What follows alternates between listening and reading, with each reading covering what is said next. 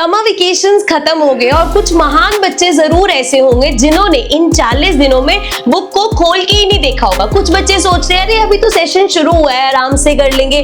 कुछ सोच रहे हैं अब आराम से जब मूड बनेगा तब शुरू करेंगे। लेकिन जुलाई आ चुका है और अब सिलेबस का प्रेशर, बैकलॉग का आपके ऊपर स्ट्रेस और साथ में जो गिल्ट है ना वो धीरे धीरे बढ़ता जाएगा और पूरे सेशन पे छाने वाला है। ठीक है, कई बच्चों का अभी मैथ्स के कुछ चैप्टर्स पेंडिंग होंगे। कुछ बच्चे होंगे जिन्होंने साइंस में केमिकल रिएक्शन और लाइट जैसे चैप्टर कुछ प्रॉपर्ली समझ में नहीं आ रहे होंगे। एंड एसएसटी का तो बस सिलेबस पता है, दिमाग में कुछ भी नहीं गया होगा अब तक। देखो बेटा, प्रॉब्लम सिर्फ बैकलॉग की नहीं है, प्रॉब्लम ये है कि सिलेबस आगे बढ़ता जाएगा और तुम्हारा पीछे तुम अटके रहोगे।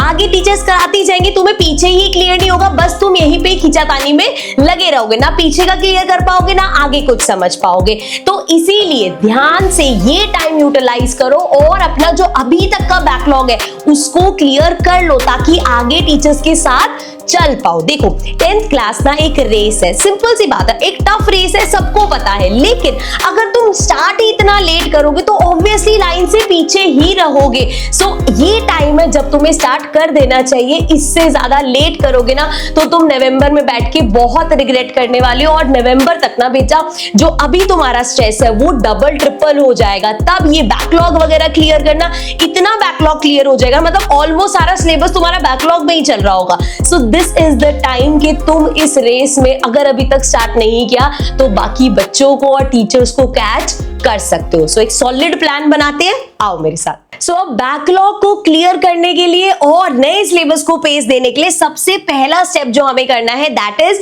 बैकलॉग को आइडेंटिफाई करो। आपको बैठ के अपने जितने भी सब्जेक्ट्स है, लेट्स सपोज मैथ्स की बात करते हैं, मैथ्स के जो भी चैप्टर्स है एटलीस्ट जो इस हाफ ईयरली में आ रहे हैं सारे चैप्टर्स लिख लो। Chapter 1, chapter 2, chapter 3 and so on. इस तरीके से आप सारे चैप्टर्स लिख लो। देन आपको इसको 3 जगह क्लियर वो करना है। एक है कि भैया हो चुका है, डन वाला स्टेट, ठीक है। एक है कि अभी आपको उसको आपने स्टार्ट ही नहीं किया, बिल्कुल आपको उसको स्टार्ट करना है। एक है जो सबसे इंपॉर्टेंट है कि हमें लग रहा है हम कर चुके हैं लेकिन अंदर ही अंदर हमें पता है कि यार ये ऊपर ऊपर से हुआ, अगर मेरे पास इसका कोई क्वेश्चन आ गया तो मैं ये नहीं कर पाऊंगा। तो उसको आपको ये रीस्टार्ट का एक उसको सिंबल देना है जिससे आपको पता रहे कि यार ये किया तो हुआ है बट अंदर से मुझे पता है कि इसके क्वेश्चंस मैं सॉल्व नहीं कर पाऊंगा, ये नहीं कर पाऊंगा। तो आपको इन 3 चीजों में उसको क्लासिफाई करना है हर चैप्टर को, सिर्फ मैथ्स का नहीं, यही चीज हमें साइंस में भी करनी है, एसएसटी में भी करनी है। ठीक है,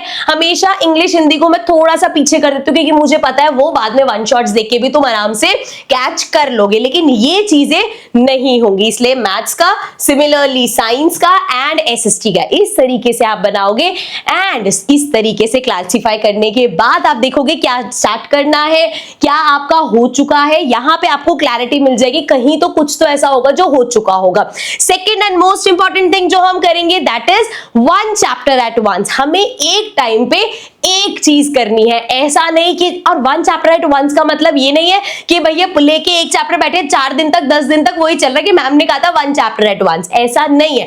1 चैप्टर एट वंस का मतलब है कि when you go through this chapter, for example हम ट्रिगो का चैप्टर कर रहे हैं, ठीक है, चैप्टर नंबर 8 कर लिया हमने ट्रिगो का, ठीक है भाई, ये चैप्टर करना है। ट्रिगो इज ऑलरेडी ऐसा चैप्टर जहां पे तुम्हें एक्स्ट्रा क्वेश्चंस चाहिए, बट ट्रिगो के अलावा भी कोई भी चैप्टर कर रहे हो, आपको अपनी एनसीईआरटी, आपको उस चैप्टर के पीवाईक्यूज, आपको उस चैप्टर के जो भी कंपेटेंसी क्वेश्चंस है एंड जो भी एक्स्ट्रा जो आपको लगता है इस चैप्टर से क्वेश्चन उठ के आ सकता है, वो सारी प्रैक्टिस एक ही बार में होनी चाहिए। आपको ये चीज नहीं करनी कि हाँ जैसे मैंने वो रीस्टार्ट वाला किया कि कर रखा है बट क्वेश्चन आएगा तो मैं सॉल्व नहीं कर पाऊंगा। सो वैसे वाला नहीं। When you are doing a chapter, चाहे वो नया चैप्टर हो चाहे वो बैकलॉग का चैप्टर हो, आपको इस तरीके से करना है कि सब चीजें कवर हो। अब प्रॉब्लम ये है ना कि हम 10 जगह रिसोर्स मटेरियल ढूंढने के पीछे भागते रहते हैं जिसकी वजह से हमारे हमारा कभी भी एक चैप्टर फुल फ्लेज हो ही नहीं पाता। हमेशा लगता है यार ये रह गया, यार उसने वहां के क्वेश्चंस करे, मेरे से ये रह गया, वो रह गया। तो आपको एक चीज सिंपल सी मैं हर बार बोलती हूँ बच्चे, एनसीईआरटी सॉल्यूशंस सारे हैं हमारे पास, आप सब सॉल्व कर सकते हो, सब आपके पास चैनल पे अवेलेबल भी है। इसके अलावा बाकी ये जितनी चीजें हैं, just rely on one good source. आपके पास वन शॉट बुक है, क्वेश्चन बैंक है। अगर आपको लग रहा है बैकलॉग्स आ गए तो आप वन शॉट बुक का इस्तेमाल करो, वहां पे प्रिसाइज या कम नंबर ऑफ क्वेश्चंस है लेकिन आपके सारे डाउट्स क्लियर हो जाएंगे। अगर आपको लगता है नहीं यार मुझे और ज्यादा क्वेश्चंस प्रैक्टिस करने हैं, मेरे पास टाइम है, तो आप क्वेश्चन बैंक का हर चैप्टर कर सकते हो। सो वहां से सारे आपके एक्स्ट्रा क्वेश्चंस हो जाएंगे। बहुत बच्चे, आई थिंक बहुत सारे बच्चे अभी तक वन शॉट और क्वेश्चन बैंक ले चुके हैं, लेकिन अगर अभी तक आपने नहीं लिया एंड ऑल्सो प्राइस की वजह से जो बार बार लगता रहा कि यार मुझे बुक चाहिए बट महंगी है, सो जैसा कि आपने देखा ही था थंबनेल में, there is a surprise for you.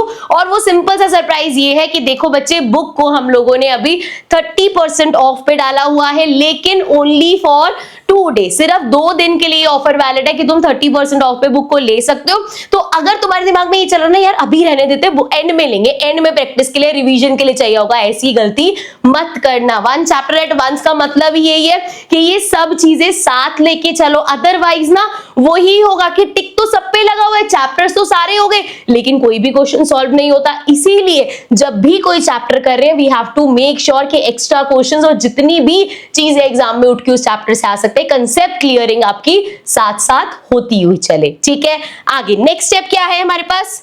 Next step हमारा होने वाला है 2:1 का रूल। 2:1 का रूल क्या कहता है बच्चे? 2:1 के रूल के हिसाब से 2 चैप्टर्स आप करोगे बैकलॉग के, 2 चैप्टर्स हमने बैकलॉग के ले लिए और 1 चैप्टर हम लेंगे fresh. 1 chapter will be fresh या न्यू, जो बिल्कुल अभी टच ही नहीं किया। इससे होगा क्या, बैकलॉग भी क्लियर होता रहेगा और आपका ये नहीं होगा कि पुराना बैकलॉग तो क्लियर कर रहे हो लेकिन नया बैकलॉग क्रिएट करते जा रहे हो, बैकलॉग भी क्लियर होगा और सिलेबस भी पैरेलल चलाना है। हमें दोनों चीजें साथ लेके चले, तो हम पहले ही इस रेशियो में काम करेंगे कि भैया 2 चैप्टर बैकलॉग के और 1 फ्रेश चैप्टर, इसको हमें सेशंस में डिवाइड करना है। अब ये हो गई बड़ी स्ट्रैटेजी, लेकिन ये कैसे इंप्लीमेंट होती है? छोटी छोटी स्ट्रैटेजी से। मतलब स्टेप नंबर 4, आपको 7 डे साइकिल बनानी पड़ेगी, मतलब वीकली टारगेट सेट करना पड़ेगा। सिंपली आप एक बनाओगे शीट अपनी जिसमें आप लिख लोगे मंडे, ट्यूसडे, वेडनेसडे किस तरीके से करना है। फॉर एग्जाम्पल मंडे को मैथ्स का पॉलिनोमियल वाला चैप्टर है जो कि मेरा बैकलॉग का चैप्टर है, मैंने ये लिया। ठीक है, लेट्स सपोज यहाँ पे साथ में साइंस का कुछ रखा।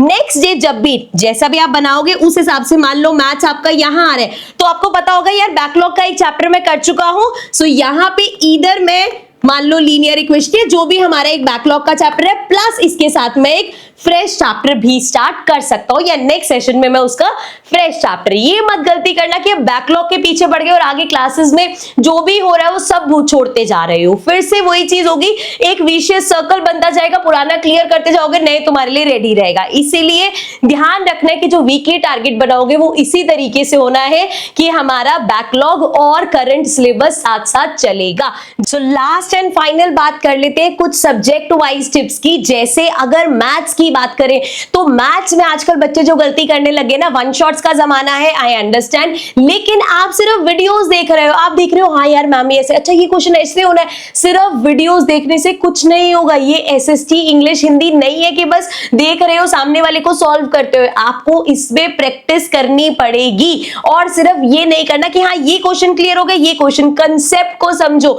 ये क्वेश्चन ऐसे क्यों हुआ, ये क्वेश्चन ऐसे क्यों हुआ। जब तुम कंसेप्ट समझोगे ना तो कहीं से भी क्वेश्चन उठ के आएगा, तुम सॉल्व कर लोगे। तो कंसेप्ट्स पे काम करना है और प्रैक्टिस, जितनी ज्यादा प्रैक्टिस कर सको। मैथ्स में बैठ के सिर्फ सुनना नहीं है, प्रैक्टिस करनी है हमें। ठीक है, सिमिलरली साइंस में अगर मैं फिजिक्स की बात करूं तो फिजिक्स में न्यूमेरिकल्स बहुत जरूरी है। न्यूमेरिकल साथ साथ करते हुए चलो, हम क्या करते हैं इलेक्ट्रिसिटी जैसे चैप्टर में, यार फॉर्मूले मैंने याद कर लिया, हाँ क्वेश्चंस मैं कर लूंगा, नहीं होंगे क्वेश्चंस जब तक प्रैक्टिस नहीं करोगे। सो फिजिक्स में न्यूमेरिकल्स लेके चलना है।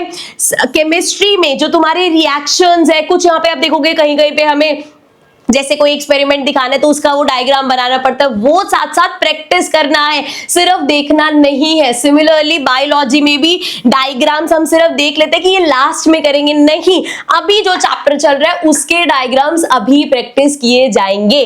ओके इसके अलावा एसएसटी में हम सिर्फ वही बात आ जाती है कि आप बैठ के सुन लेते हो कि हाँ लेक्चर, हाँ यार बड़ा सही समझ आ रहा है, हाँ हाँ हाँ हो गया, लेकिन मैप वर्क जैसी चीज को हम करना ही भूल जाते हैं। जो कीवर्ड्स है वो लिखो बैठ के साथ साथ, उस सेशन के साथ साथ लिखो। जो इंपॉर्टेंट डेट्स है हिस्ट्री की, ये सब चीजें तुम्हारे काम आएंगी, इन सबको साथ साथ लिखा करो। ये जो बेसिक चीजें इसको अवॉइड करके मत जाओ, ठीक है। आई होप ये सेशन तुम्हारे लिए यूजफुल रहेगा, तुम्हें समझ में आ गई होंगी मेरी बातें। And at the and I would just say कि तुम सब कर लोगे, सिर्फ तुम्हें अपने अंदर कॉन्फिडेंस लेके आना है, और वो कॉन्फिडेंस तभी आएगा जब तुम बैकलॉग के चैप्टर्स क्लियर करोगे। जैसे जैसे तुम्हारे बैकलॉग के चैप्टर्स क्लियर होंगे, और अभी अगर मेरी स्ट्रैटेजी के हिसाब से चलोगे तो बैकलॉग के साथ साथ तुम्हारा सिलेबस भी पैरेलल चलेगा। सो कॉन्फिडेंस सिर्फ तभी आएगा, ऐसा नहीं है एक दिन सुबह उठेंगे आज मैं बहुत कॉन्फिडेंट हूं, नहीं, जैसे जैसे बैकलॉग क्लियर करोगे, जैसे जैसे तुम्हारा सिलेबस पूरा होगा,